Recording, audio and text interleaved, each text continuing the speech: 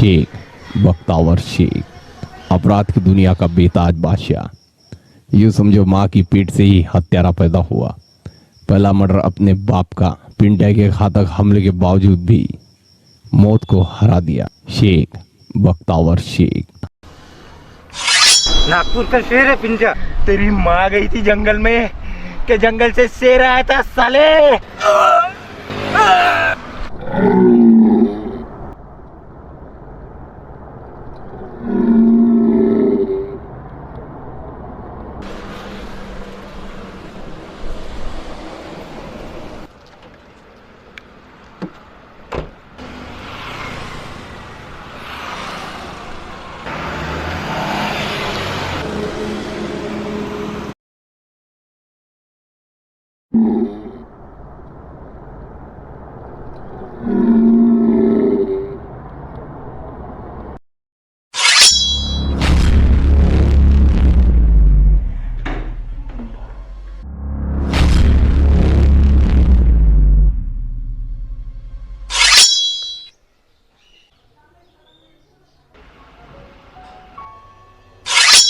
पिंट्या के पास शहर का सबसे बड़ा वकील होने के बावजूद भी पिंट्या फरारी काट रहा था। बख्तावर ने वही किया जो हर कोई करता है, दाना डालो, जाल बिछाओ। बख्तावर ने पिंट्या के वकील को ही गरम दे डाला। अबे पिंट्या, तूने पैसे भेजा, मेरे काम का क्या? कैसे लड़ूं? जमीन पर कब्जे का क्या? वापरेगा तो वही ना जिसका कब्जा होगा। राजाओं के पास तो बहुत जमीन है, वो कहाँ ध्यान देंगे यार। अब देख ना, बख्तावर शेख भी तो मुंह मार रहा है यार। इतना बड़ा आदमी बख्तावर शेख, उसमें भी मुंह मार रहा है। अब साला मर गया है कि जिंदा है वो मेरे को मालूम नहीं। तुमने काम डाले तो पूरा तो डालना था। हाँ, कोर्ट इतने जल्दी फैसला कहाँ देता है? तू यार देख, बात सुन, कोर्ट कोर्ट मत कर। सियासत तो सभी को चाहिए, है ना? शेर को बैठने के लिए सिंहासन की जरूरत नहीं होती। बब्बर शेख जहाँ बैठ जाता है ना, सियासत वही खड़ा हो जाता है, समझा? और मेरा बेटा बहुत फोरन कर रहा नहीं। कोर्ट में घुस के मारूंगा, अपने दम पे मारूंगा, डंके की चोट पे मारूंगा।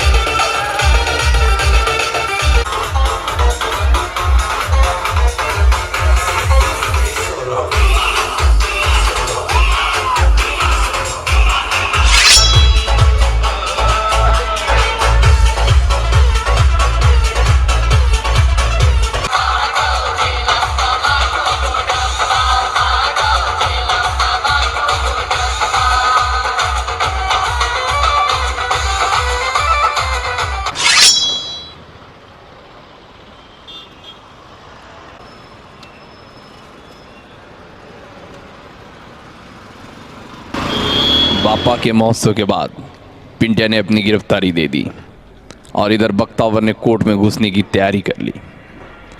बख्तावर को पता चला पिंट्या तारीख पे आने वाला है और उसी दिन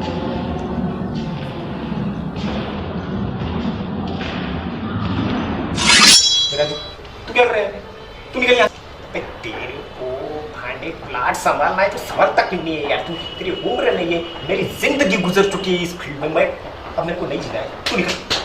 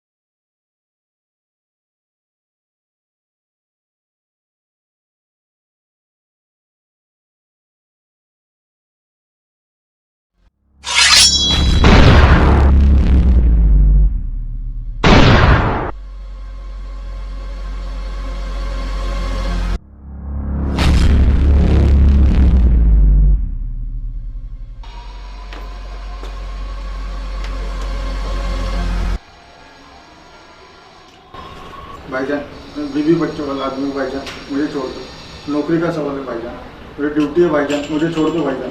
भाईजान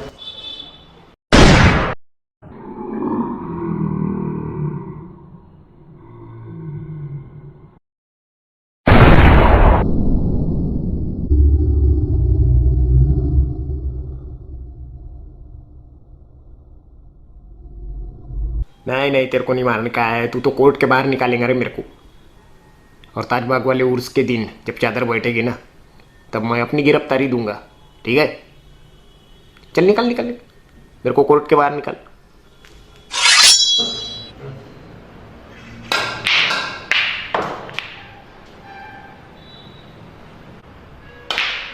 गुड शॉट। शॉट तो बख्तावर शेख ने मारा था कोर्ट में घुस के। अपराध की दुनिया में ऐसा पहली बार हुआ था कि किसी ने कोर्ट में घुसकर मर्डर मारा था। इस घटना से शहर दहशत में आ गया था। बख्तावर का खौफ दिन ब दिन बढ़ने लगा था। तभी बख्तावर यवतमाल चला गया। प्रवीण भाऊ तो एक तो डांस कंपटीशन में मिल सकते हैं। गेस्ट वेस्ट बन के गए क्या? हाँ शायद, नहीं तो फिर कल जिम में मिल सकते। उधर मैं सोच रहा था कि वो कंपटीशन में भी जाके देखता हूँ, मुलाकात हो गई तो होगी, अच्छा नहीं तो फिर देखते हैं। ईद का मौसम था, लेकिन दादा खुद गेस्ट बनकर नागपुर आए थे एक डांस कंपटीशन में। जोरदार तालियों की गर्माहट, अपनी सीट की पेटियां बांध के रखिए, दिलों के दरवाजे ताम के रखिए, मिस इंडिया आने वाली है। हाय नागपुर, कैसे आप एंजॉय कर रहे हो? ऑल द बेस्ट बोलना चाहूंगी सारे कंटेस्टेंट्स को, जो भी okay, may the best one win. जो भी जीते हारे सब मेरे लिए सारे विनर्स है। And thank you so much, enjoy the evening, thank you guys, bye.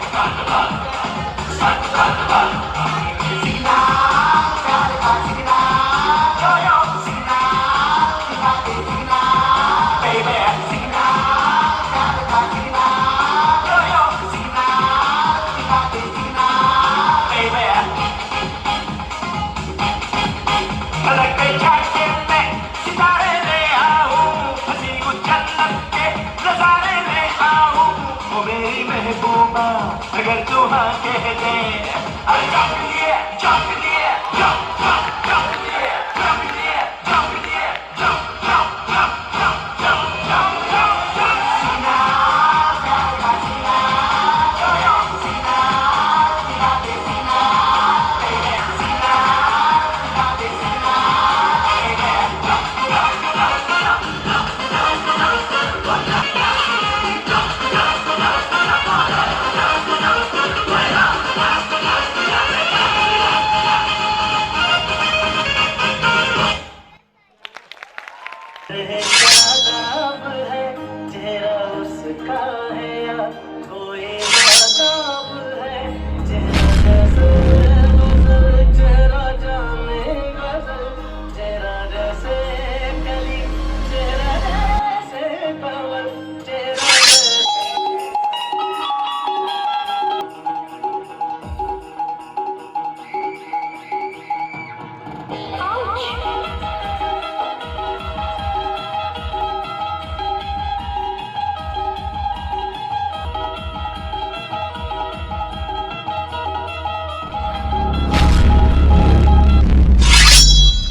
पिंडिया का काम डालने के बाद बख्तावर एक ऐसे आदमी से मिला जो यवतमाल में सबसे बड़ा नाम रखता है, प्रवीण भाऊ।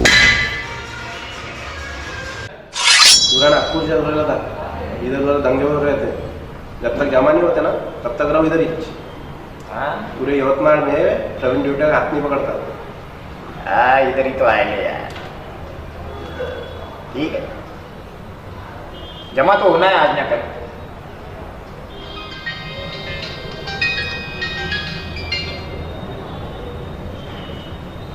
हाँ हाँ मैं बोल रहा। क्या बात कर रहा? साउथ की सुपारी लिया साला। ये साला मिलता किधर है जरा पैसा करे। अच्छा जुम्मे के दिन में आता क्या? साला सलून में गिरा था ना रे इसको।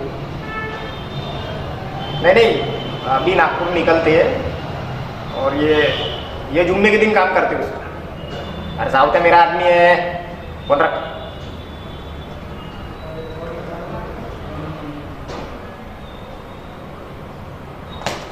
अख्तर शेख जिंदा वापस आना, मैं राह देखूंगा। हाँ यार, जिंदगी रही तो फिर से मुलाकात होगी।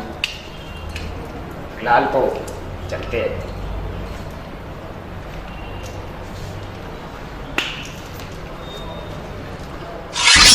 रेडियो सिटी बब्बर शेर कीजिए। जिस स्टेशन उतरना था वहाँ से 300 किलोमीटर आगे आ गया गालिब। तो गुरुजी की बात याद आ गई। कौन सी? उन्होंने कहा था बेटा एक दिन तू बहुत आगे जाए।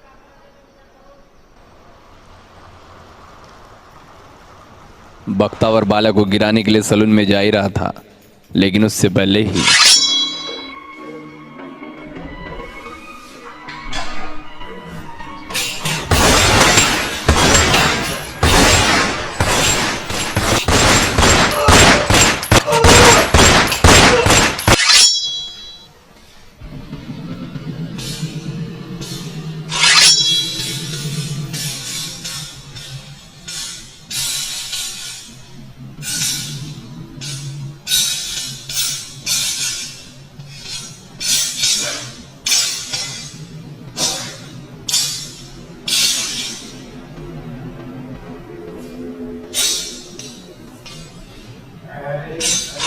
मैं तो साला इसको डालने आया था रे साउथ में। मेरे आने के पहले ही तूने डाल दिया क्या?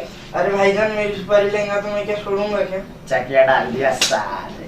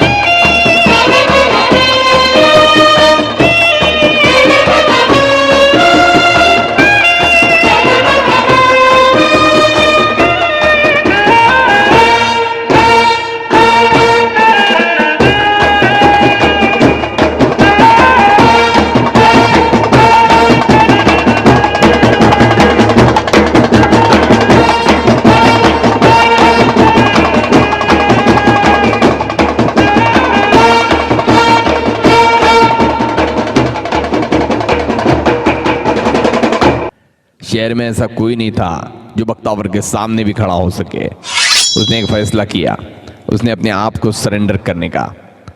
उसने अपने सारे आदमियों को काम धंधा समझा के आत्मसमर्पण कर दिया। लेकिन न्यायालय ने बख्तावर को आजीवन कारावास सुना दिया और इधर शहर में तख्ता पलट रहा था।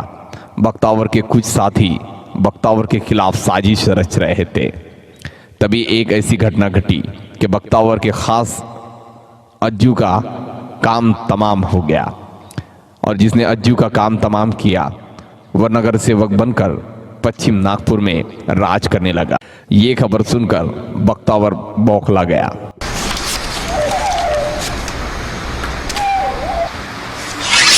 बहुत कुछ है यार बोलने को यार, पर मेरे को बहुत अच्छा लगा तू मेरे से मिलने आया।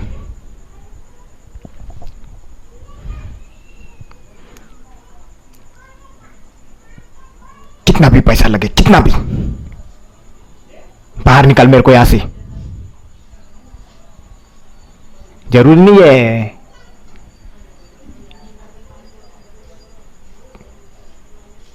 तीन महीने में निकाल, 6 महीने में निकाल, किसी को भी नहीं बख्शूंगा मैं, किसी को भी नहीं। बीबी बच्चे तक को मार दूंगा रे, बीबी बच्चे तक को मार दूंगा। बस अब निकल।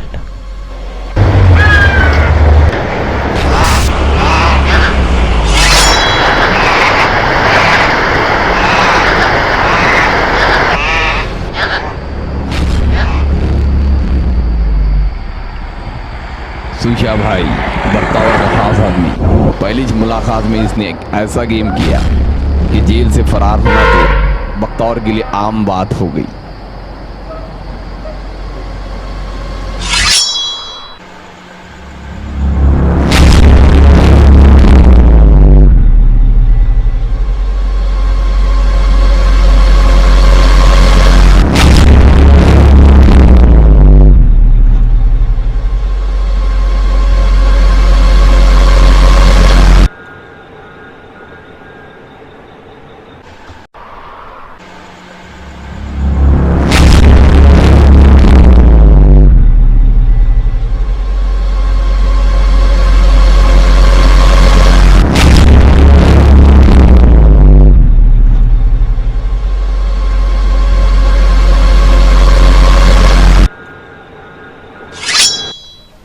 बच्चा बच्चा जानता था तुम्हारा नाम।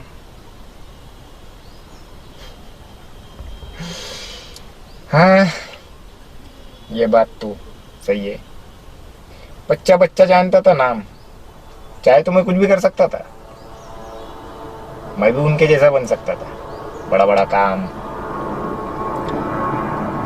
पर मैंने तो कभी मेरे लिए कुछ चाहा नहीं यार। शायद यही गलती हो गई।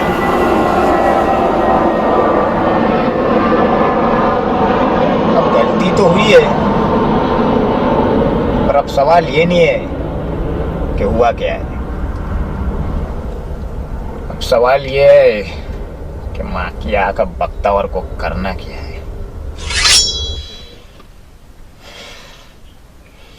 और एक बात,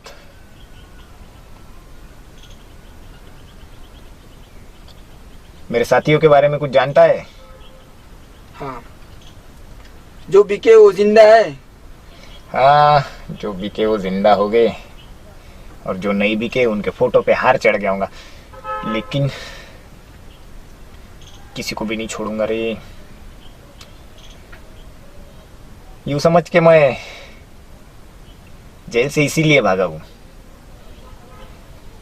ऐसा दूंगा ना सालों को, ये जो बनाया वो वर्चस्व है ना, इनसे छीन लूंगा। क्यों? क्यों वो सिर्फ मेरा है, सिर्फ मेरा।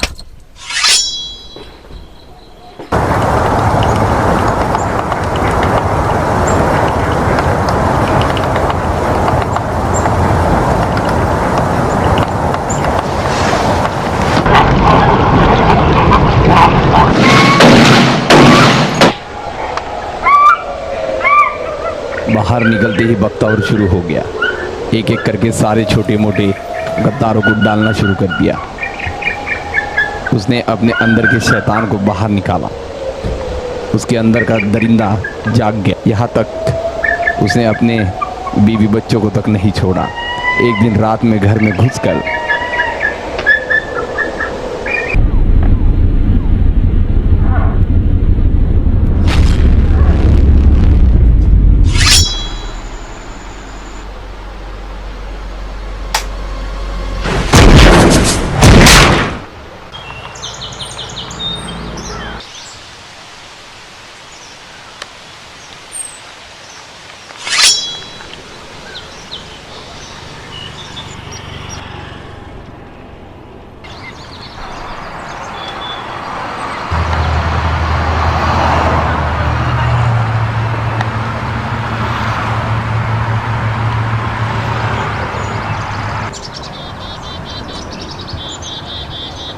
उसने वही किया जो हर बादशाह करता है। सारी की सारी ताकत इकट्ठा की, पूरी सेना एकत्रित की और खास आदमी से मुलाकात की और सारी जानकारी ली।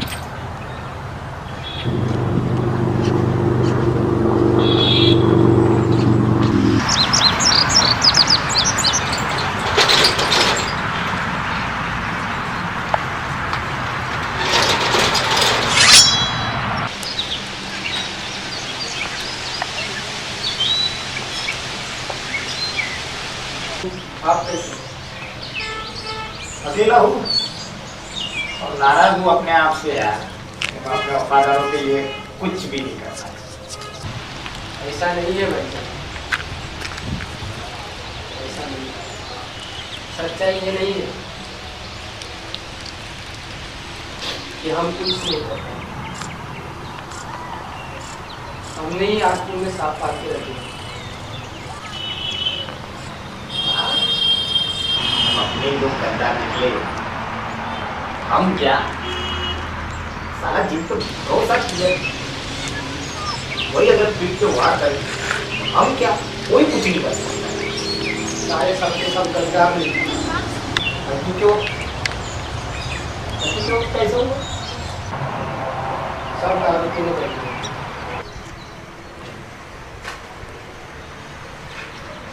और आपको पता ही है, दारू पीने के बाद साला उठता ना यार, दारू पीने के बाद अजीब रहता नहीं तो साला शैतान हो जाता था साला। और आप तो थे नहीं, हम सब दारू पीने बैठ गए। और उठने में बहुत ही बेकार। तुरंत हमला हुआ था क्या? नहीं, दारू तुरंत पिए तो नहीं, दारू पिए सब। कभी कभी तो मेरी नहीं सुनता तो।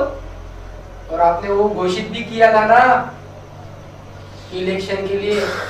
मेन बात मेन वही है। और जो कुछ भी हुआ तामझाम, और वो उसी के लिए हुआ। ओ यार, मैंने इतने जल्दी अज्जू का नाम घोषित नहीं करना था। और जो आपने बात घोषित की थी, वो अज्जू ने दारू के इसमें निकल गई मुंह से बात। साला नगर सेवक सतर्क हो गया होगा। और ये बात नगर सेवक को पता चल गई। होली में उतने में उन लोगों ने हमें घेर लिया। साला पूरा योजना है रे, सोची समझी साजिश है।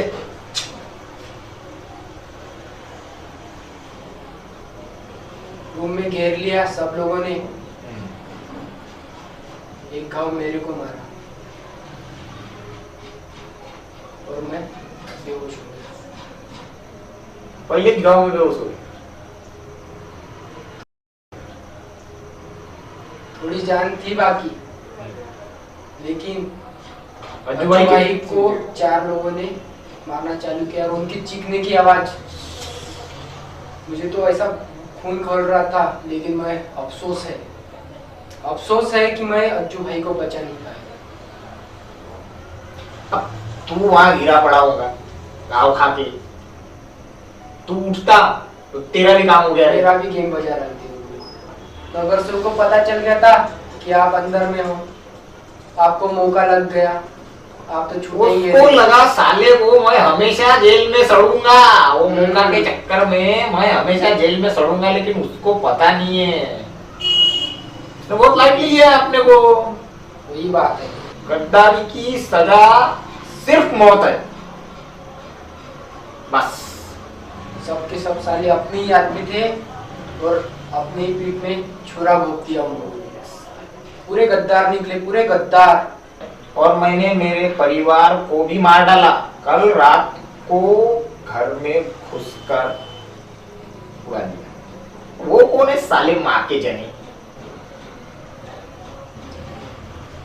अज्जू भाई का जब गेम बजा मेरे को घाव पड़ा, तब मैं दवाखाने में था। बराबर। दवाखाने में जब मेरे को होश आया तब मेरे को पता चला कि मैं 2 दिन से बेहोश था। मतलब 2 दिन तक तू बेहोश ही था मैं। बेहोश? और तब तक के अज्जू भाई की रात भी पानी में गई। 2 दिन में को रात सिरा दी उन्होंने। अज्जू भाई की खबर लेके सुशीला मुलाकात, मेरे को लगा मुलाकात डाला वो इसने, तो बता ही नहीं रहा था पहले। तो क्या हो गया? फिर खबर दिया उसने, क्या ऐसा हो गया?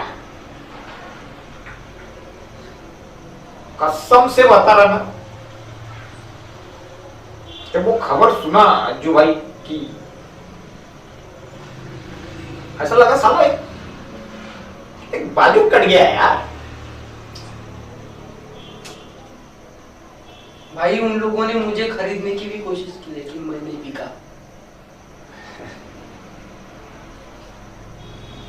और आए थे मेरे तरफ पैसे, तेरी गोली लगा उन्होंने। 5 लाख रुपए बोले थे लेकिन मैंने नहीं लिए। मैं पुलिस स्टेशन भी नहीं गया और कोर्ट में भी नहीं गया। और अभी पुलिस आंट की तरफ घूम रहे वो लोग। अरे गवाही नहीं मिलेगा यार उनको, तो कोर्ट क्या घंटा सजा देगा?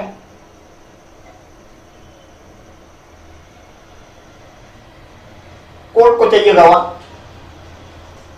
वो केस में बचने वाला व्यक्ति अकेला तू है। अब तू वहां गवाही देगा तो कुछ होगा, पर तू वहां गवाही देगा नहीं, क्योंकि मैं और तू उनका काम करेंगे और पूरा करेंगे। बरोबर है। हर चीज का एक टाइम रहता है यार। उसने सही समय पे सही मौका, सही समय पे सही शॉट मारा। अपन भी सही समय पे सही शॉट मारेंगे।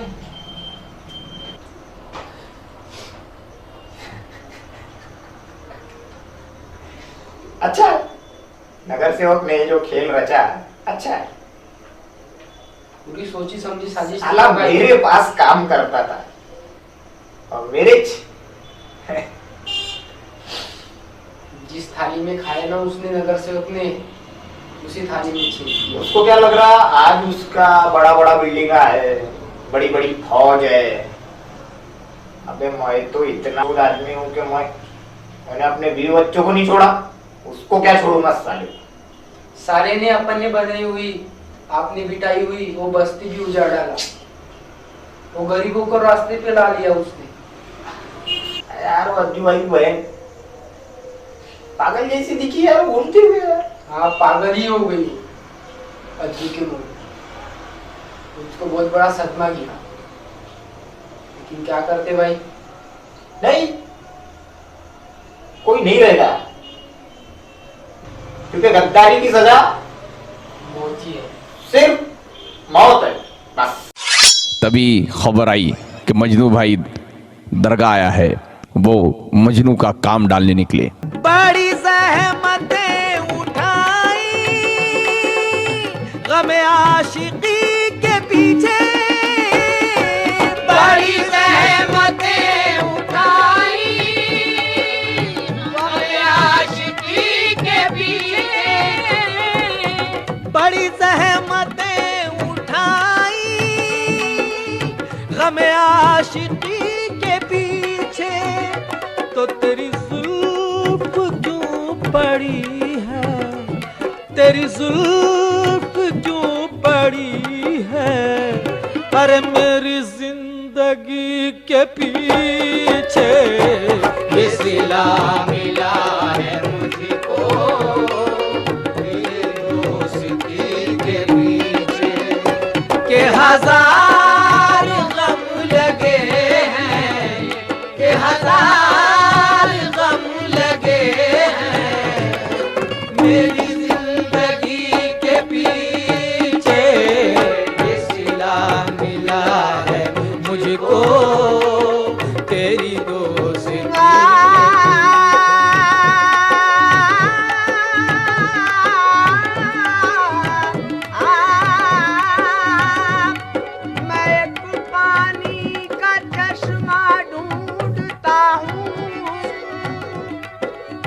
कि मैं सूखे जजीरे की सदा हूँ, तुम्हारी याद की उंगली पकड़ के तेरी रे गुजारों में मिला हूँ, बस ये सिला मिला है मुझको तेरी दोस्ती के पीछे, के हजार गम लगे हैं, के हजार गम लगे हैं मेरी जिंदगी के पीछे, ये सिला मिला है मुझको तेरी दोस्ती। मजनू को गिराने के लिए शैला का सहारा लिया।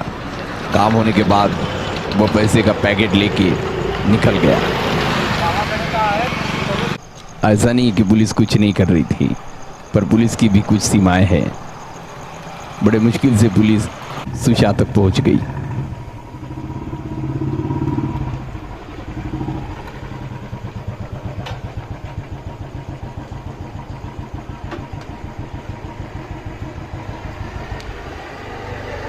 देख, हमको पता है कि तू सिर्फ एक कठपुतली है। हमको पता है कि तेरे बख्तावर से अच्छे ताल्लुकात थे। चल बता, बख्तावर कहाँ है? देखो साहब, मैं उससे खुद मिलने नहीं गया था, वो खुद मुझसे मिलने आया था। गोली मारने का ऑर्डर है दिखती। देखो, जंगल उसका है, अब मुझे नहीं पता वो शेर कहाँ है।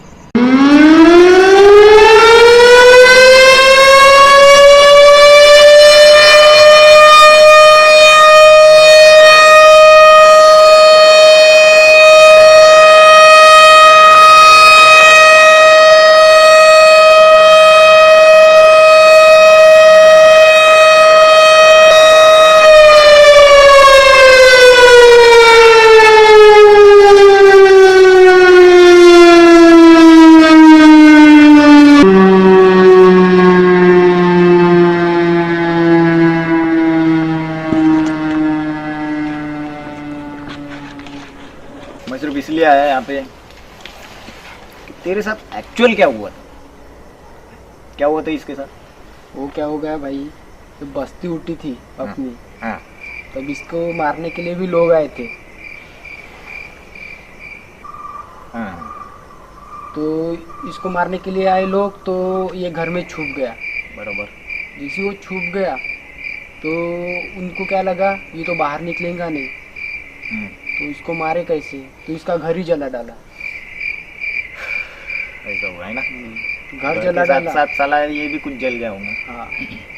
तो इसको भागने के लिए मौका नहीं मिला, तो इसका पूरा ये जल गया थोड़ा। जैसे ही भागने के लिए इसको मौका मिला, वैसे वहाँ से भाग गया। मौका देख के चल, अच्छा किया यार, कम से कम जान तो बची, कोई तो है अपने साथ। हाँ। एक को भेजा ऊपर बाबा टेकड़ी बाजू में।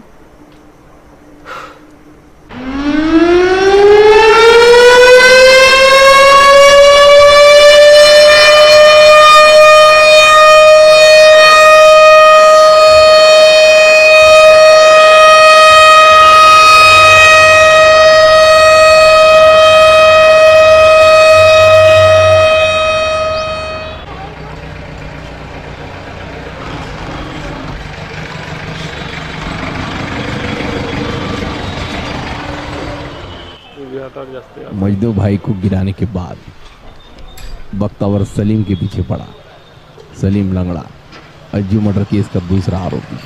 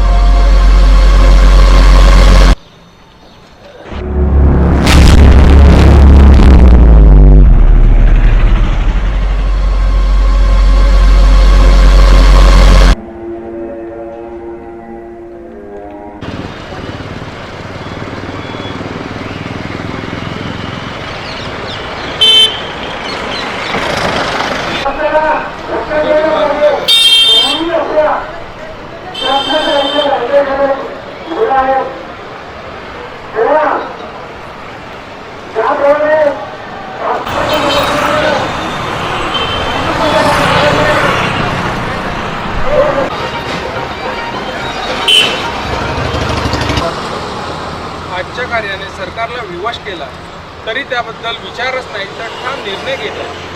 ओके, अधिवेशन कार्यक्षेत्रात फारच मजा असते, पण जे रक्त सांडत आहे, ज्या गोळ्या जाळल्या जात आहे त्याचे काय, आणि मुख्यतः तुमच्याच कार्यकर्त्यांवर का जाळल्या जात आहे त्याबद्दल राजकारणात येण्याच्या आधी तुमचे त्यांच्यासोबत संबंध होते कितपत खरे? किती सोपी आहे हो आमच्यापर्यंत पोहोचणं. आणि एका वेळी एकच क्वेश्चन विचारा ना, आज तुम्ही क्राईमला पब्लिसिटी देता, क्राईम हा मुद्दा का बरं मांडत आहे? डेव्हलपमेंट वाढत आहे, बरोबर आहे, तिकडे तिकडे वर्क प्रोग्रेस चालू आहे आणि सरकार म्हणतात की शहरात गलिच्छ वस्त्या नको, तर ते मी करून दाखवलेलं आहे. तरी काही विरोधी पक्ष नेते जे आहे त्यांच्या पोटात दुखत आहे आणि जो माझा संबंध आहे असं जे व्यक्ती मानत आहे ते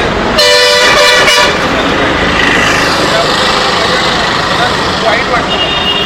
त्या क्रिमिनल लोकांना लाज का बरं वाटत नाही आपल्या बायको पोरांना मारताना? तुमच्या जीवाला धोका आहे किंवा तुमच्यावर हल्ला होण्याची शक्यता आहे असे तुम्हाला वाटते का? मी आणि माझ्या कार्यकर्त्यांवर मला पूर्ण असा विश्वास आहे आणि या शहराची पोलीस यंत्रणा ही सुद्धा माझ्या पाठीशी आहे. तरी मी माझ्या कार्यकर्त्यांना निर्णय घ्यायला सांगतो. तुम्ही क्राईमला आणि त्या क्रिमिनल लोकांना पब्लिसिटी देत आहे, तरी त्यापेक्षा करून काही जर प्रेरणा घेतली तर ती अतिशय कामाची आहे असं मला वाटतं. आणि मी महामानवाच्या ऐतिहासिक स्थळी आहे, इथे येणारा दिग्गज नेता आणि सर्वसामान्य व्यक्ती दीक्षाभूमीवर येतोच नाही का? सॉरी, आणि या नागपूरकर वासियांना सर्वसामान्य जनतेला माझ्याकडनं नवीन वर्षाच्या हार्दिक शुभेच्छा.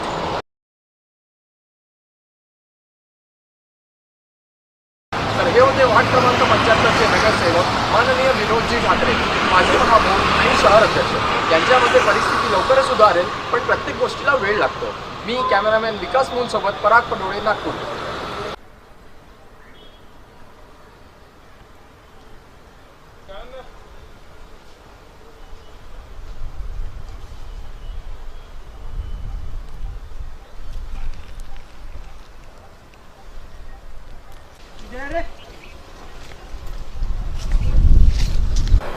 तुम तो सिर्फ मेरे को मारोगे, वो तो माँ बहन और बच्चों को भी नहीं छोड़ते. तुम मेरे को जिंदा छोड़ोगे, मैं तुम्हारे लिए काम करूँगा. और कुछ क्या अन्ना, कैसे करना है उसका? मेरे लिए तो आसान है, मैं ढूंढ के मार दूंगा उसको. वो बकरी का बच्चा थोड़ी ना है. शहर में तू नया है अभी, उसको जानता नहीं तू. और जो भी उसे मारेगा कोयला उसका. ऐसी बात है क्या? अब तो मैं तुमको तभी मिलूंगा, तुम लोगों को, जब उसको ठोक दूंगा.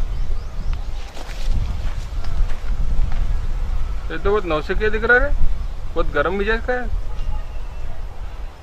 मैं मेरी फील्डिंग लगा दूंगा, उसको मार दूंगा. ठीक है अन्ना, बराबर. नगर सेवक का डर बढ़ने लगा है. सिर्फ कुछ चुनिंदा खास साथी ही जिंदा है. शैला को मारकर उसकी परेशानियां और हालात बिगड़ते, इसलिए शैला की बात सुनकर उसको छोड़ दिया गया और बख्तावर की फील्डिंग में लग जाते हैं दो आदमी, अन्ना और भाऊ.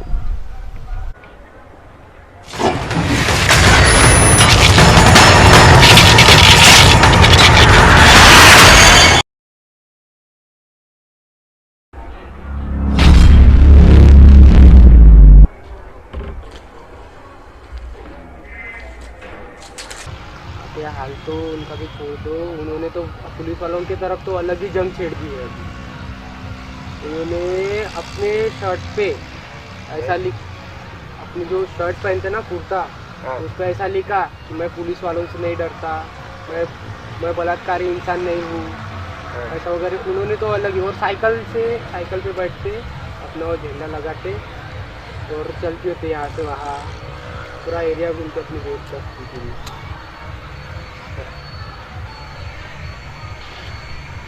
तो विषय ऐसा है कि अभी माहौल और भी गर्म हो जाएगा, क्योंकि अपन लोग जो करने वाले हैं इससे ज़्यादा खतरनाक काम हो जाएगा. माहौल बिगड़ जाएगा और वो करना ज़रूरी है, क्योंकि साला इस शहर की तकदीर गद्दार तो नहीं लिखेंगे रे। इस शहर की तकदीर गद्दार नहीं लिखेंगे। और एक बात, सबसे अहम बात, जो गलती अज्जू भाई ने किया क्या, वो अपने को नहीं करनी है।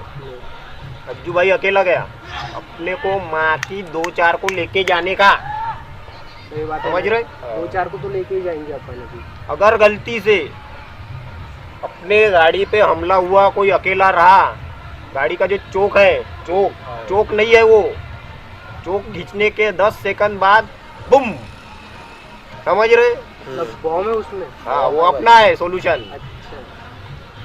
वो अज्जू भाई को भी बताया, पर अज्जू भाई के पास गाड़ी नहीं थी ना यार।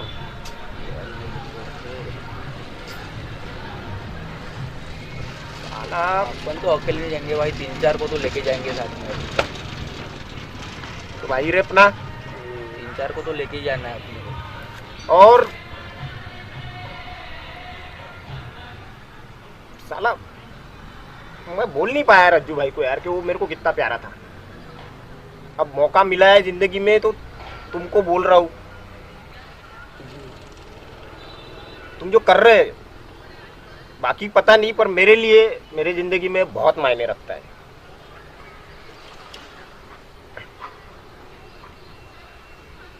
अकेले नहीं जाना बेटा।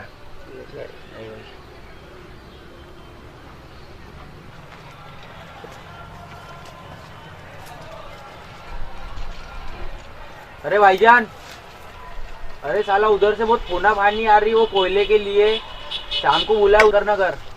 साला पूरा 50-50 नहीं चलता बोलते, उसको पूरा ही होना बोलते। क्या करते फिर? तू पहुंच, मैं भी पहुंचता हूँ तेरे पीछे। ठीक है ना भाई? जास्ती करेगा ना, साले को ठोक देना, जो जिंदा रहेगा वो पूरा लेगा। ठीक है ना भाई? समझ रहा? हाँ भाई।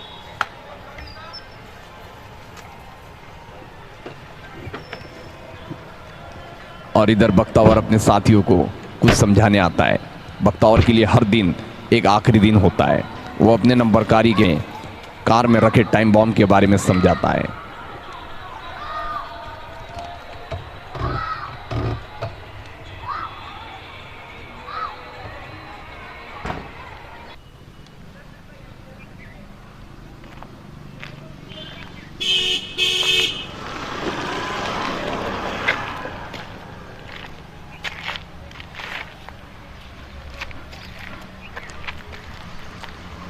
हेलो, क्या है? अच्छा, तो आज शाम को नगर पे 5 लाख की बोली भी सी करना है, उसकी मीटिंग है। हाँ, और वो कोयले का भी फाइनल करना है। हाँ, तो शाम को।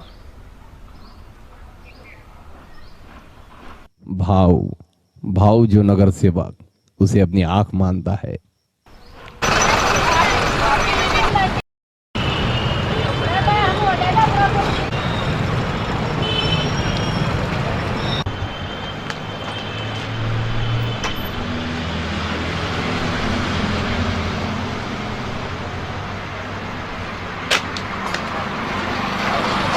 चला आया।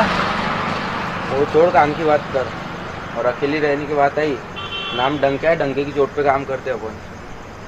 कोयला तो सिर्फ बहाना था, दुनिया किसी की नहीं होती।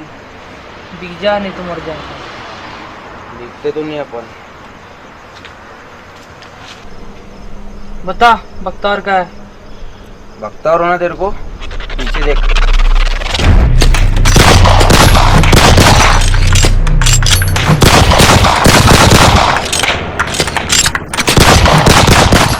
कई लोगों को रौंदने के बाद इलेक्शन में लाखों खर्चा कर जब एक नेता इलेक्शन जीतता है और पहली बार कुर्सी पर बैठकर जो सुकून, जो खुशी महसूस करता है, वही सुकून, वही खुशी मैं भी महसूस करूंगा जब मैं तेरे छाती में बैठ के तेरे खोपड़ी में गोली ठोकूंगा।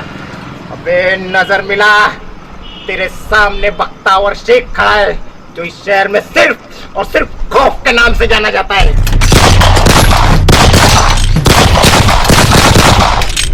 देखिए, हम यहाँ अभी नगर चौक में मौजूद है। यहाँ अभी अभी गोली मारकर हत्या करने की वारदात सामने आई है। देखिए ये काफ़ी नियमित भीड़ भाड़ और यातायात वाला इलाका है। यहाँ पर कुछ बदमाश पहले से ही मौजूद थे। ये आपसी रंजिश का मामला हो सकता है। कुछ हमलावर बाद में आए और आपस में हाथापाई होने के बाद गोलियां दागे जाने की खबर आई है। पुलिस ने हमें घटनास्थल से दूर रहने के लिए कहा गया है। यह खबर आई है कि जाते जाते हमलावरों ने हवा में गोलियां दागी है। यहाँ परिस्थिति काफ़ी तनाव भरी है। मृतक शरीर अभी अभी सरकारी अस्पताल में ले जाया गया है। देखिए, पश्चिम नागपुर में क्राइम का स्तर काफी बढ़ता जा रहा है। आपको शायद याद होगा कि जैताड़ा परिसर में घर में घुसकर गले काटे जाते हैं। यहाँ तक कि हिंगना रोड पर शादी ब्याह में चाकू छुरियां चलाई जाती है। वैसे ही पांड्राबोड़ी इलाके में जहाँ कुल्हाड़ियों से सर के टुकड़े टुकड़े किए जाते हैं, वैसे ही गोकुलपेट में सरे बाजार दिन दहाड़े सरे आम गोलियां चलाई जाती है। यहाँ तक कि न्यायालय में भी हमले की वारदातें सामने आ रही है। ये सारे के सारे आपसी रंजिश के मामले साबित हो रहे हैं। एक प्रकार का गैंग वॉर कह सकते हैं। वर्चस्व कायम रखने की होड़ में एक दूसरे का खून बहाया जा रहा है। भाव को डालने के बाद शहर दहशत में आ जाता। भाव का काम होने पर अन्ना अपना जोर दिखाने लगता है। तभी अन्ना को खबर मिलती है बख्तावर की गाड़ी ग्रामीण में नजर आई है, लेकिन वहां सिर्फ डंके अकेला होता है। अन्ना पूरी ताकत के साथ हमला करता है।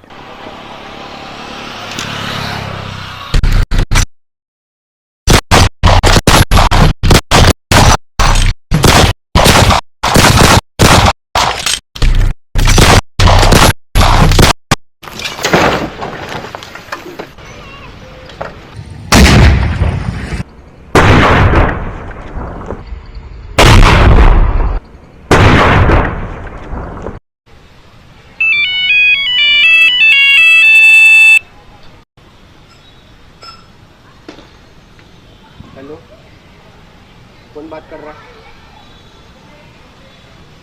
क्या? ओके।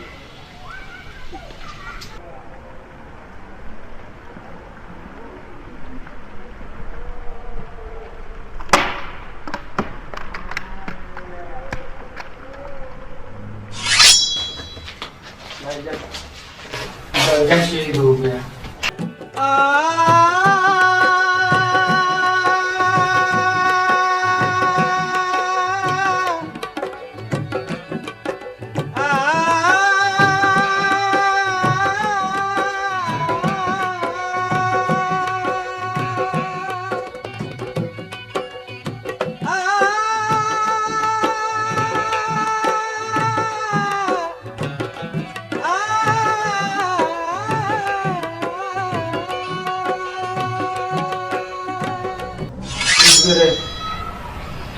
उसने वो काम खतरनाक कर दिया है उसने।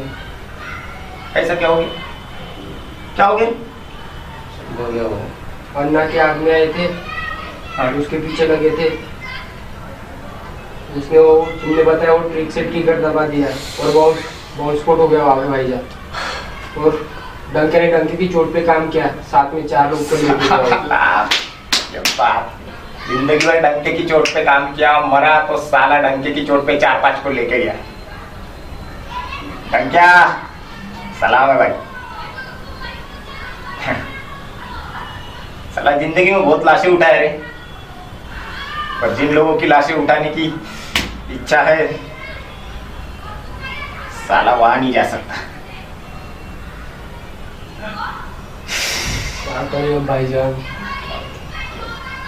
के हजार गम लगे हैं, के हजार गम लगे हैं मेरी जिंदगी के पीछे।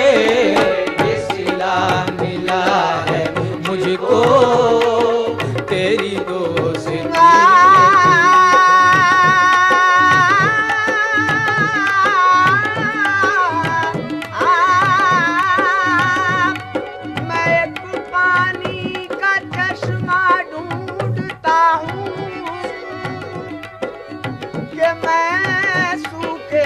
जजीरे की सदा हूँ तुम्हारी याद की उंगली पकड़ के अंधेरी रे गुजारों में चला हूँ। बस ये सिला मिला है मुझको तेरी दोस्ती के पीछे। के हजार गम लगे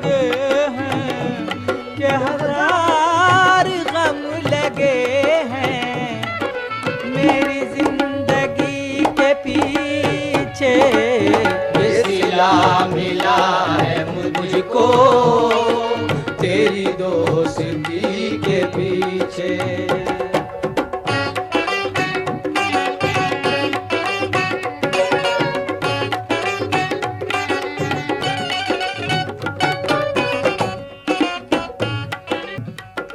तुम्हें क्या खबर के यारो, तुम्हें क्या खबर के यारो, मेरी मुफलिसी के पीछे। तुम्हें क्या खबर है यारो, मेरी मुफलिसी के पीछे। मेरे घर की मुफलिसी को देखकर, मेरे घर की मुफलिसी को देखकर बदनसीबी सर पटकती रह गई और एक दिन की मुख्तसर बारिश के बाद छत कई दिन तक टपकती रह गई। मेरे घर की मुफलिसी को देखकर बदनसीबी सर पटकती रह गई और एक दिन की मुख्तसर बारिश के बाद छत कई दिन तक टपकती रह गई।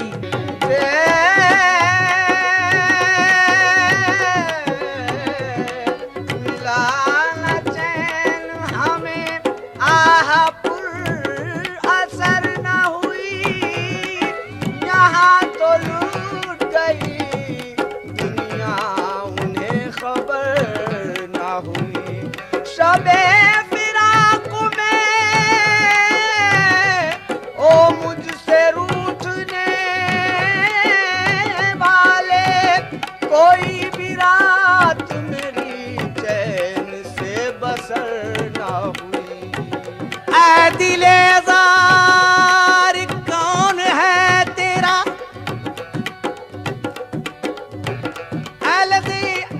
दिलेज़ार, दिलेज़ार, दिलेज़ार, अर्ज़ हाल ना कर, अपने गम का जरा मलाल ना कर। दिलेज़ार अर्ज़ हाल ना कर, अपने गम का जरा मलाल ना कर। दोस्ती है अगर अजीज तुझे तो दोस्तों से कोई सवाल ना कर। ज़िस्त की पुरफरेब राहों में दो कदम साथ चल के छोड़ दिया और एक खिलौना था दिल मेरा शायद जिसे चंद दोस्तों ने तोड़ दिया। मेरा कातिल कर न डाले तेरी कातिलाना नज़रें, मेरा कातिल कर न डाले तेरी कातिलाना नज़रें। मेरा कातिल कर न डाले तेरी कातिलाना नज़रें। कई कत्ल हो चुके हैं यहाँ, कई कत्ल हो चुके हैं तेरी दोस्ती के पीछे। ये सिला मिला है मुझको तेरी दोस्ती के पीछे।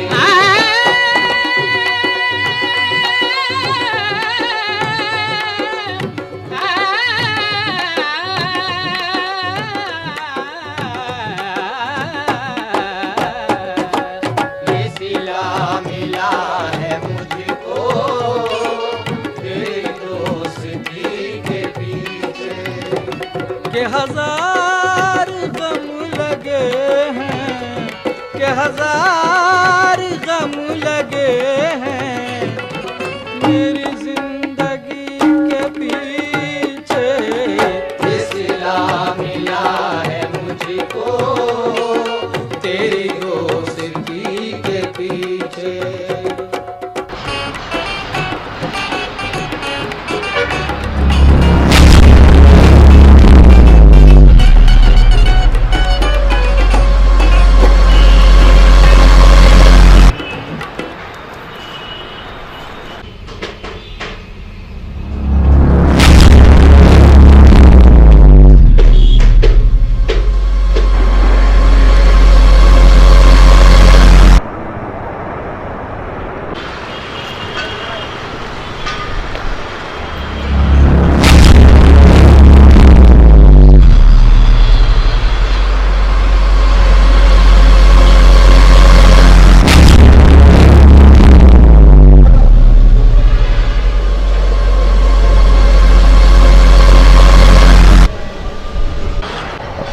अपराध की दुनिया इतनी बदनसीब होती है, ये बख्तौर को समझ आ गया।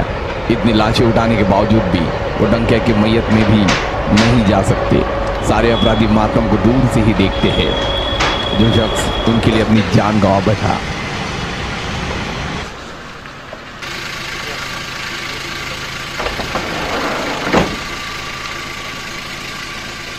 और उसी रात बख्तावर के नंबरकारी को एक शख्स मिलने आता है, वो है तिलकधारी।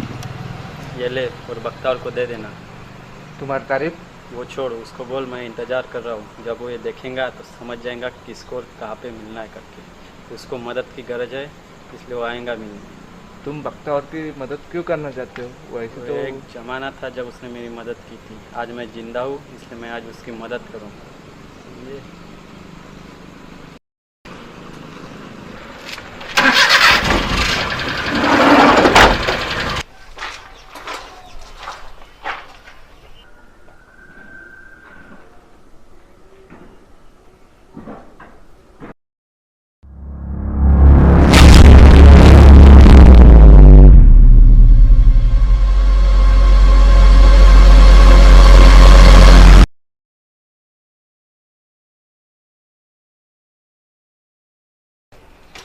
भाईजान, एक आदमी आया था, वो बोले समझ जाएंगे।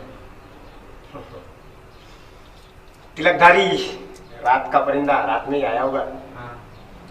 चल ठीक है, मैं समझ गया कब और कहाँ मिलना है। तू ले रहे हयात से घबरा रहा हूँ मैं, घबरा रहा हूँ और चला जा रहा हूँ मैं। तू ले रहे हयात से घबरा रहा हूँ मैं, घबरा रहा हूँ और चला जा रहा हूँ मैं। किसने अर्श से आवाज दी मुझे, कह दो कि इंतजार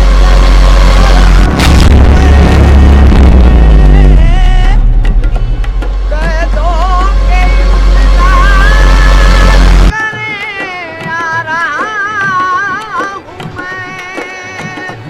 कि देख, मैंने तुझे इसलिए बुलाया कि तू अभी देश से बाहर चला गया। माहौल खराब है यहाँ का। तो कहाँ जाना है तो कब जाना है ये तू डिसाइड करके बता। कैसे जाना है ये मैं देख लेता हूँ।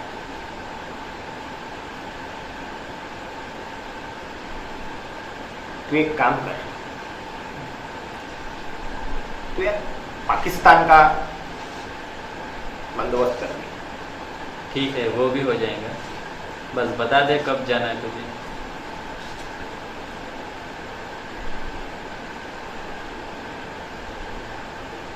दो चार दिन में निकलते हैं।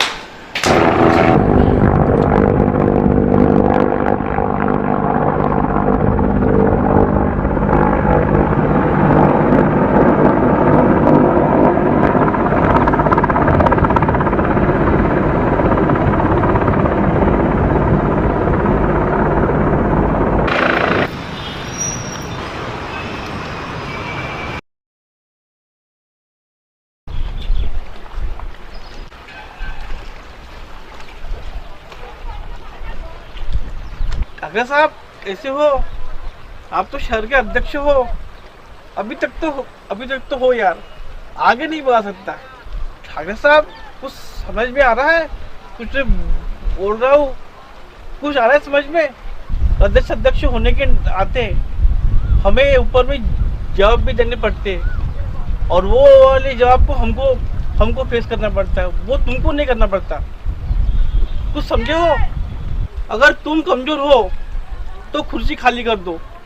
इस राजनीति में कमजोरों की कोई जगह नहीं होती है। अपना दिमाग लड़ाओ। किसी भी चीज में वर्चस्व हासिल करना कोई बड़ी बात नहीं होती, उसे टिका के रखना होता है। अगर इसको टिका के रखना है तो समझो जो मैं बता रहा हूँ, उसको समझो। तुम तेरे खास आदमी वो मारने गए थे कि मरवाने गए थे? तेरे एक बम कांड में साले तेरी ताकत कमजोर हो गई। देखिए साहब, हमें खबर मिली थी, लेकिन वो गलत साबित हो गई। गाड़ी में बख्तावर नहीं था। उसका आदमी था डंक्या। ठाकरे जी आपको पता है एक बात, अभी आने वाले समय में नगर सेवक की इलेक्शन है। उस इलेक्शन में टिकट बांटने का काम जो शहर अध्यक्ष का होता है, लेकिन अंतिम जो फैसला होता है वो कमेटी का होता है, प्रदेश कमेटी का और हमारी कमेटी का। हम लोग कमेटी तैयार करेगी कि किसको टिकट देना या किसको नहीं देना। तेरे से तो साला वो 24 साल का लौंडा, उसका वाला कैरेक्टर बहुत दमदार है। वो तो साला चला गया, साला 2-4 लोगों को लेके चला गया। कितना मुश्किल था इस कानून को दबाने के लिए। पूरे कार्यकर्ताओं के होश उड़ गए हैं। अगर ऐसे हालात रहते हैं तो हमने जिस अपोजिशन पार्टी से सीटें छीन के आई थी उसके ऊपर पूरी तरह से पानी फिर जाएगा। हमारी ताकत बढ़ाओ या फिर उनकी वाली ताकत को कमजोर कर दो। अगर कार्यकर्ता लोग डरे रहे तो क्या होगा।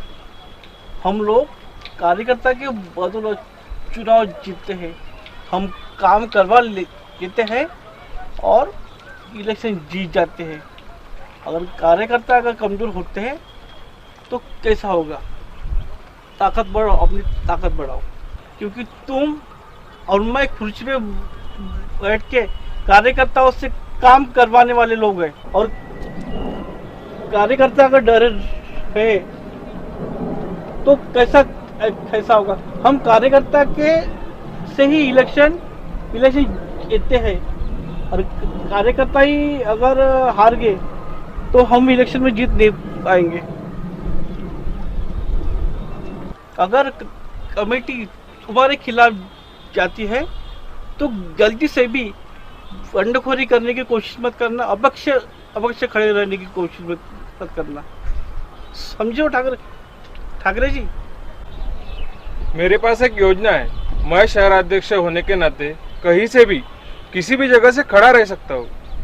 बख्तावर ने जो बस्तियाँ अपोजिशन पार्टी के साथ मिलकर बैठाई थी वो हटा दी गई। वहाँ से वोट कम हो गए या फिर कुछ इधर उधर हो गए। और वैसे ही जो बहुजन वोट तोड़ने की नीति पहले से तय होती है, उन्हीं लोगों में से किसी आदमी को हर वार्ड का उन्हीं के जाति का स्वतंत्र उम्मीदवार खड़ा करूंगा और उसके लिए पैसा मैं लगाऊंगा। भले ये वोट हमें नहीं मिलेगी, लेकिन ऑटोमेटिकली अपोजिशन पार्टी के कम हो जाएंगे। ये जो जातिवादी के नाम पर वोट बटे होते हैं उसका फायदा हम उठाएंगे। ये जो अपला मानुस कहते हैं उसका फायदा हम लेंगे। ये तो रही इलेक्शन की बात। अब जो शहर में क्राइम का लेखा जोखा बढ़ रहा है उसको सरकार को दिखाकर मैं शूट एट साइट नहीं तो इनकाउंटर का ऑर्डर मांगूंगा। जिन्होंने लोगों की जानें ली है उन्हें सजा दो या फिर मैं भूख हड़ताल पर चला जाऊंगा। शहर का ऐसा कोई क्राइम नहीं है जिसका संबंध बख्तावर के साथ ना हो। हम सत्ता में रहेंगे तो इनकाउंटर का ऑर्डर निकालना कोई बड़ी बात नहीं। आप माननीय मुख्यमंत्री जी से बात तो करके देखिए। मैं पार्टी फंड के लिए 30 लाख रुपए देने को तैयार हूँ। सिर्फ 30 लाख? 30 लाख से कुछ नहीं होगा। चलो ठीक है, दिया 45 लाख। हेलो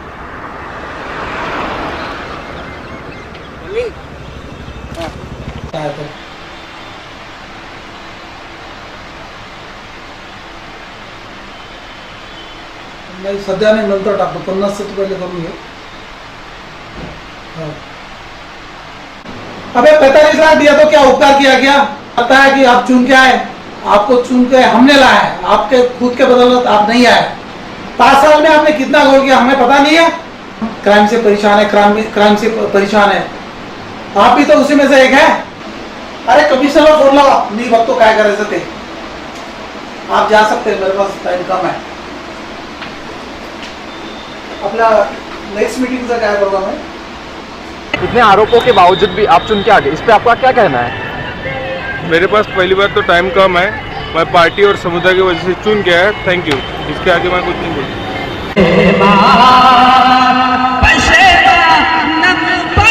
सो है तुझे कशाए दूसरा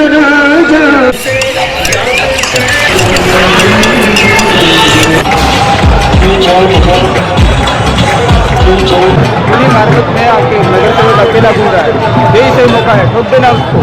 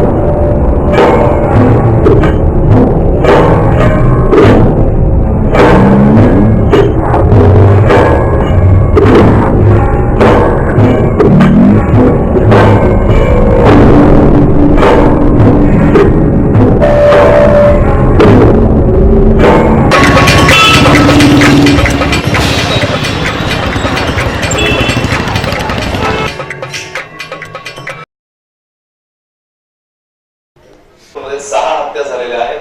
काल संध्याकाळी जरीपटका परिसरामध्ये 18 वर्षीय तरुणाची हत्या करण्यात आली. अय्या कुरेशी असं मृत पावलेलं तरुणाचं नाव आहे. तर शनिवारी रात्री 5 पावली परिसरात रवी 7 पैसे तरुणाची धारदार शस्त्राने भोसकून हत्या करण्यात आली. जुन्या वयमनस्यातनं ही हत्या झाल्याची माहिती पोलिसांनी दिलेली आहे. त्या प्रकरणी पोलिसांनी 7 आरोपींना अटक केली तर एका फरार आरोपीचा पोलीस शोध घेत आहेत. त्यामुळे नागपूरमध्ये कायद्याचा धाक राहिला नाहीये का असा सवाल विचारला जातोय. शुक्रवारी पहिली हत्या झाली ती मरार टोलीमध्ये. निलेश कवरसी या व्यक्तीची हल्लेखोराकडनं भर वस्तीमध्ये ठार करण्यात आली. दुसरी हत्या शुक्रवारी झाली वाकोडामध्ये. हरीश बावणे याची शिवीगाळ करणाऱ्यांना हटकलं म्हणून ही हत्या करण्यात आली. तिसरी हत्या लवप्रीत सिंग मोहोर याची जरीपटकामध्ये झाली. पतीकडनं कौटुंबिक वादात ही हत्या झालेली आहे. तर चौथी हत्या शनिवारी पंकज तिवारी या व्यक्तीची नरसाळा येथे झाली. पूर्व वैमनस्यातनं घरात घुसून पंकज तिवारीला मारण्यात आले. तर रवी 7 पैसे 5 पावली इकडे पूर्व वैमनस्यातनं रवी 7 पैसेची हत्या करण्यात आली. ही देखील हत्या शनिवारी झाली. आणि रविवारी म्हणजे काल 6वी हत्या बघायला मिळाली कामगार नगर परिसरात अय्या कुरेशी आहे. नागपूर जिल्ह्याच्या ग्रामीण भागात तिहेरी हत्याकांड झाल्याच्या घटनेला 24 तास लोटण्याच्या आधीच शहरात दुहेरी हत्याकांड घडलंय. हिंगणा तालुक्यात 3 तरुणांच्या हत्या तर इंद्रप्रस्थ भागात 2 तरुणांचे मृतदेह आढळून आले. या 5ही हत्या पूर्व वैमनस्यातून केल्याचं समोर येत आहे. 2 दिवसात नागपूर जिल्ह्यात खुनाच्या 2 घटनात 5 व्यक्तींचा जीव गेल्यानं सर्वत्र एकच खळबळ माजली आहे. तर या घटनेनं नागपूरची ओळख उपराजधानी झाली असून हत्यापूर झाल्याचं दिसून येत आहे. नागपुरात सध्या गुन्ह्यांचा पूर आलाय. त्यामुळे राज्याची उपराजधानी नागपूर ही क्राईम कॅपिटल बनू लागली आहे असं बोललं तर वावगं ठरणार नाही. ही दृश्य पहा. रक्ताचे पडलेले सडे, दारूच्या ह्या बाटल्या आणि हे पत्ते बघून इथे काहीतरी धक्कादायक प्रकार घडल्याची कल्पना तुम्हालाही आलीच असेल. अवघ्या 24 तासात नागपुरात तब्बल 5 हत्येच्या घटना घडल्या. हिंगणा तालुक्यात गुमगाव जवळ मंगळवारी तिघांची हत्या झाली. पूर्व वैमनस्यास बहादुरे, आशिष गायकवाड आणि सुनील कोटांगळची हत्या केली. संतूर सारख्या तीक्ष्ण हत्यारानं वार करून तिघांचा निर्घृण खून केला. हत्येनंतर पुढील कारवाई करत आहोत. त्याबाबत आमचं व्हेरिफिकेशन चालू आहे, तपास चालू आहे. मयत दोघांची प्राथमिक ओळख पटली असून रवी ऑटोवाला आणि बंटी आटे अशी दोघांची नाव आहेत. घटनास्थळी पडलेल्या दारूच्या बाटल्या आणि खेळाच्या पत्त्यावरून जुगार खेळण्याच्या वादातून हा खून झाल्याचं निदर्शनास येत आहे. पण अद्याप या प्रकरणात कुणालाही अटक करण्यात आली नाही. सोनेगाव पोलिसांनी फक्त गुन्हा दाखल करून तपास सुरू केलाय. पण तिहेरी हत्याकांडानंतर दुहेरी हत्याकांड घडल्यानं नागपूर जिल्हा हादरून गेलाय. गृहमंत्र्यांच्या जिल्ह्यात गुन्हेगारी फोफावत असल्यानं नागपूर हे हत्यापूर झाल्याचं बोललं जात आहे.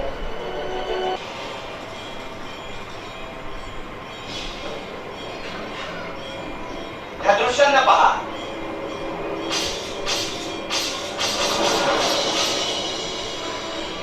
दहा ते 12 हल्लेखोर दिसत आहेत. सगळ्यांच्या हातात तलवार, बुट्टी, चॉपर, कोयता आणि धारदार शस्त्र आहे. हत्या करण्यासाठी हे आले. या टोळक्यांनी त्याला आधी गोळ्या घातल्या. जीव वाचवण्यासाठी मग ते गल्लीत पळाला होता. पण निळ्या रंगाचा टी शर्ट घातलेल्या एका हल्लेखोराने त्याचे दोन्ही पाय खेचत त्याला भर चौकात रस्त्यावर फरफटत आणलं आणि कल्पने पलीकडचे कृत्य केल्या. हल्लेखोरांनी त्याच्यावर धारदार तलवारीनं डोक्यावर, मानेवर, पोटावर, हातापायावर जिथे मिळेल तिथे वार केले. नारंगी रंगाचा टी शर्ट घातलेल्या या हल्लेखोराला पहा. पहा तो कसं द्वारीनं घाव घालतोय. तुम्ही मोजत राहा. गोळीबारीत कांड झाला होता. पण अंगात चैतान संचारलेल्या या हल्लेखोरांनी अवघ्या 1 मिनिटात त्याच्या मृतदेहावर 40 वार केले आणि इथून काढता पाय घेतला. पण 2 हल्लेखोर वारंवार त्याच्यावर हल्ला करत राहिले. एखाद्या पिसाळलेल्या श्वानाप्रमाणे ते हल्लेखोरांची तलवार वाकडी झाली. पण त्यांचा हल्ला थांबला नाही. नारंगी रंगाचा टी शर्ट घातलेल्या हल्लेखोराकडून निळ्या रंगाचा शर्ट घातलेल्या हल्लेखोराने तलवार अक्षरशः तुकडे तुकडे केले.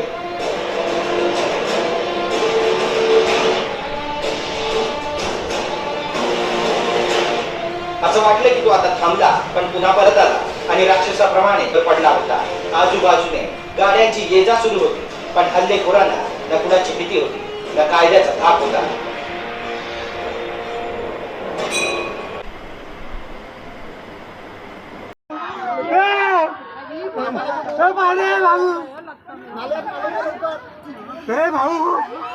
भाऊ नको मारूंगा.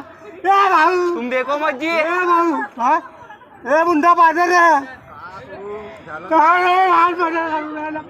त्याचा मर्डर झाला त्याच्यावर. मेला योगेश मेला. योगेश मेला.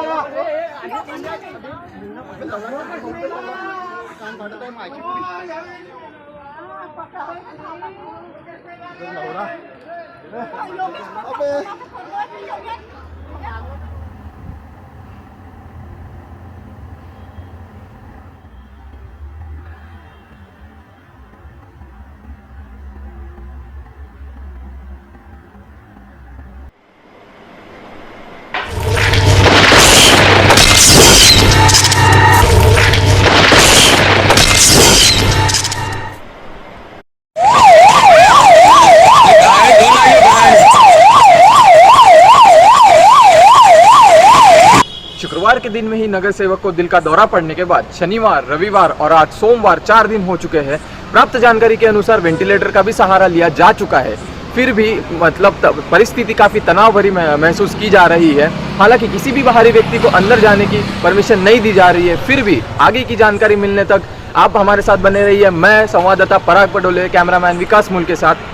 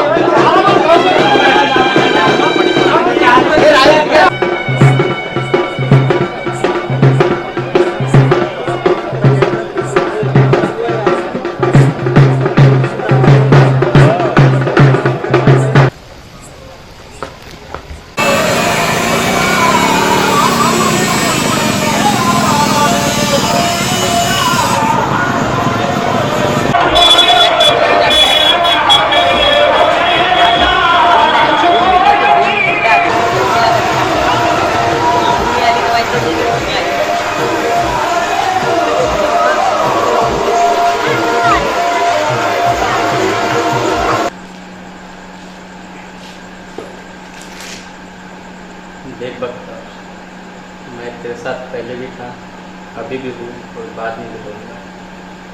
तो फैसला तेरा है, तुझे क्या करना है।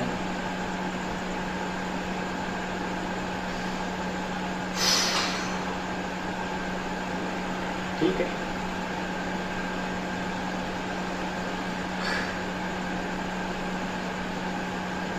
देख ऐसा है,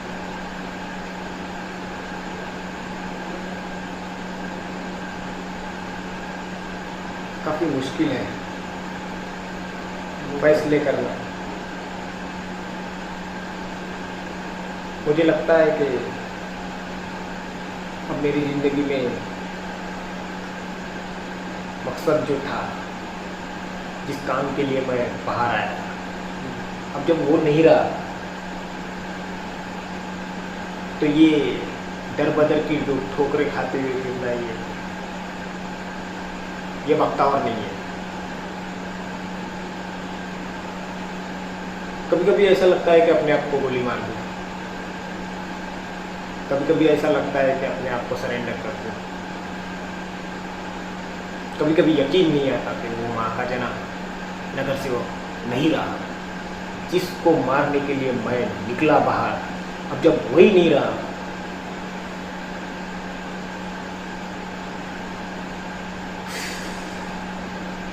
एक काम करते हैं,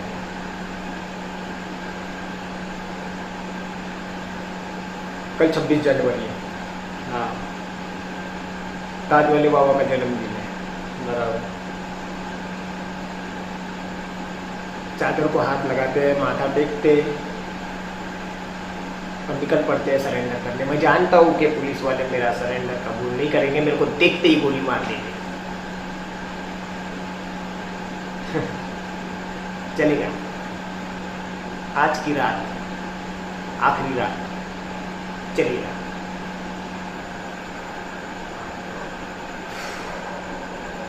देख तिलकधर, तूने बहुत मदद की है मेरी, बहुत मदद की है मेरी। एक मदद और करते हैं, जब मैं नहीं रहूंगा और अगर गलती से पता चला कि वो नगर सेवक इस सरजमीन पे कहीं जिंदा है,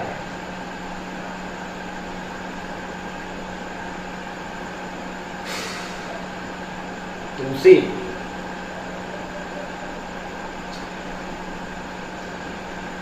ठीक है, वो भी हो जाएगा, कोई बड़ी बात नहीं है। क्योंकि जरूरी ये नहीं था कि वो मरे, जरूरी ये था कि सिर्फ मैं तुमसे मांगा। पर अफसोस कि तकदीर ने मुझे वो मौका नहीं दिया। पर मेरा पूरा भरोसा है तुम पर और मेरे लड़कों पर।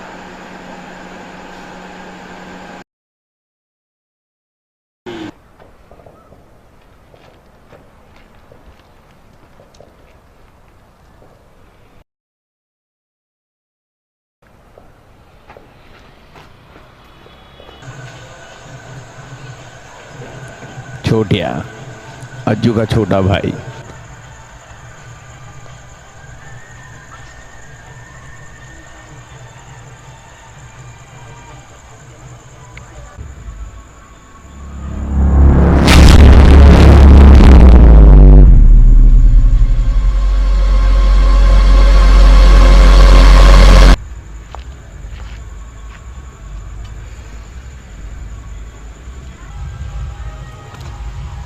मुझे फक्र महसूस होता है छोटे, जब मैं तेरे हाथ में हथियार की जगह कलम देखता हूँ। अज्जू भाई के लिए तो मैं कुछ कर नहीं सका यार। अज्जू भाई की ख्वाहिश थी कि तू कुछ पढ़ लिख करके बने। तू मेरा एक काम कर,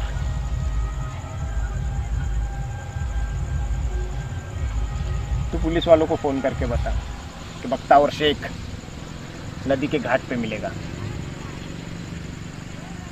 50-50 हजार का जो कुछ इनाम रहेगा वो पढ़ाई लिखाई पे खर्चा करना है यार। सोचता हूँ कि जाते जाते कुछ तो अच्छा काम करेंगे।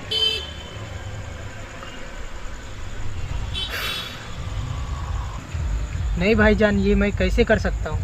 ये मुझे सही नहीं लग रहा। बहुत सी बातें सही नहीं है रे इस दुनिया में, चलाना पड़ता है यार। तू नहीं करेगा तो कोई और करेगा।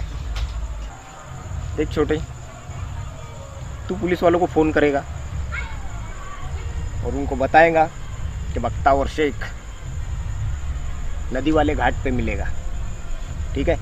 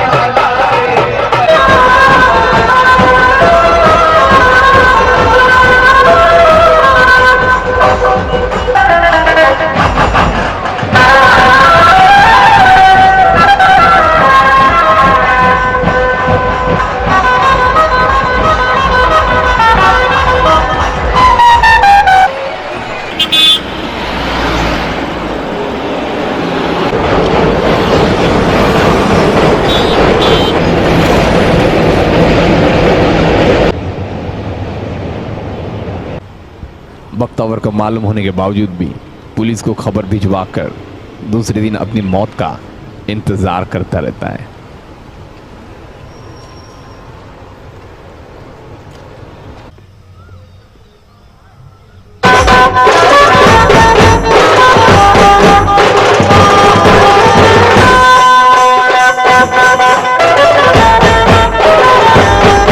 हमी को कत्ल होना था बना में तजरबा, शायद कि हमने मोतियों के दाम में कंकर खरीदे हैं। खरीदे तुमने जिसकी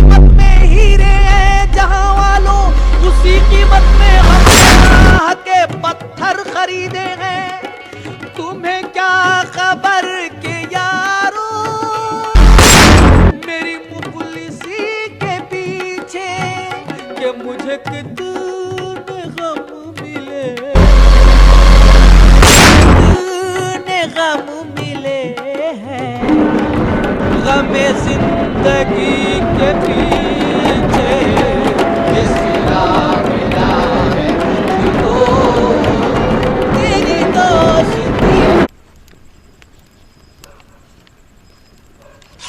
भाईजान ने जो किया वो अपने हिसाब से सही किया होगा, और जब जहर पीने की बारी आई तो सारा जहर अकेले पी गए। हम तो बच्चे थे उनके, और बच्चा समझ के हमको छोड़ दिया। मेरे लिए इतना ही बहुत है कि मेरी ज़िंदगी में ऐसा भी कोई शख्स था। आखिरी बार भाईजान आपसे मिले थे, हाँ, क्या कहना था उनका? उनका यही कहना था कि अभी सब जन सच्चाई और अच्छाई की राह पे चले और बेवजह किसी का खून ना बहा जाए। फिर जैसी जिसकी सोच, खुद की अपनी अपनी राह है, देखो।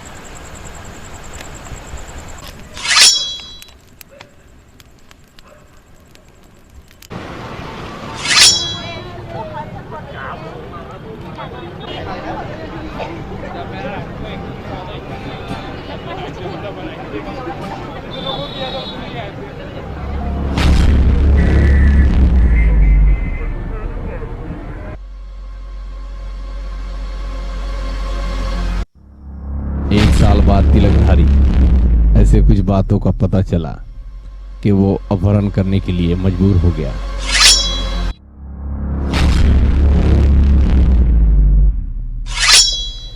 मेरा नाम तिलकधारी है।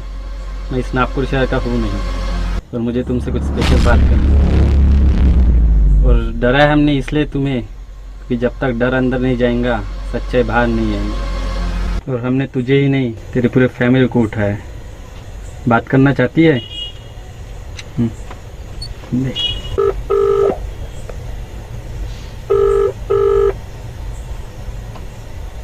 हेलो दीदी, पता नहीं ये लोग कोने पर जबरदस्ती घर पे घुस के आए हैं। सुन लिया? तेरे विनोद ठाकरे के साथ बहुत अच्छे नज़दीकी ताल्लुकात थे, और उसकी मौत तेरे हॉस्पिटल में होना, और उसके बाद बैंकों के, पोस्ट ऑफिस के तेरे चक्कर काटना, और वो 15 लाख की एफडी जो तेरे नाम पे है, इसका झोल क्या है? सच्चाई बता, वरना तू इधर जाएंगी और तेरी फैमिली उधर।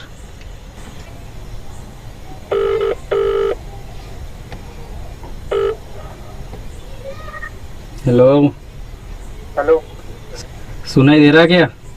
आओ। फोन चालू रख और यहाँ की बातें सुन पूरी। आओ। हाँ, हार्ट अटैक आया था, ये झूठ नहीं है, पर विनोद ठाकरे मरा ही नहीं।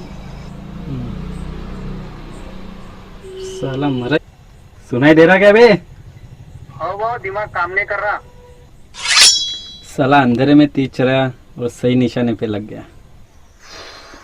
सच्चाई यही है कि हार्ट अटैक आया, हम लोगों ने इलाज करके उसको बचा लिया, लेकिन बख्तावर का खौफ इतना था कि अंदर ही अंदर वो डर के मारे घबरा जाता था।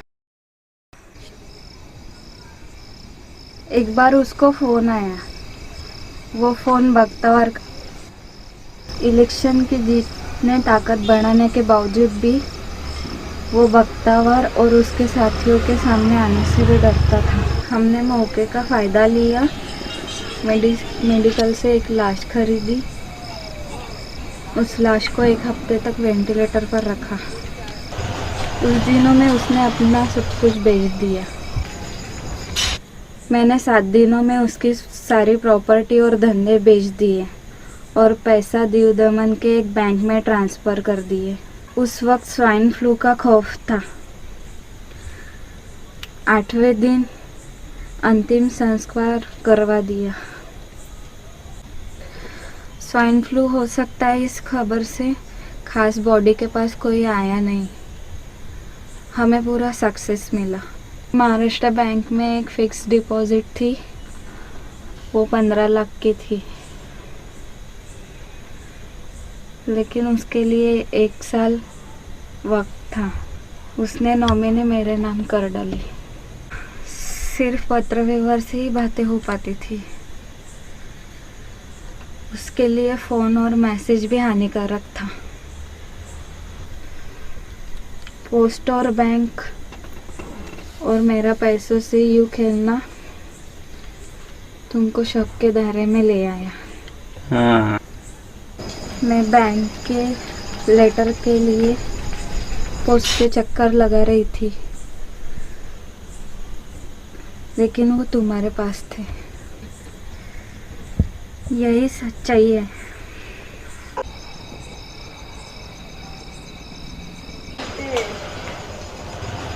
यानी अभी भी वो हरामी जिंदा है?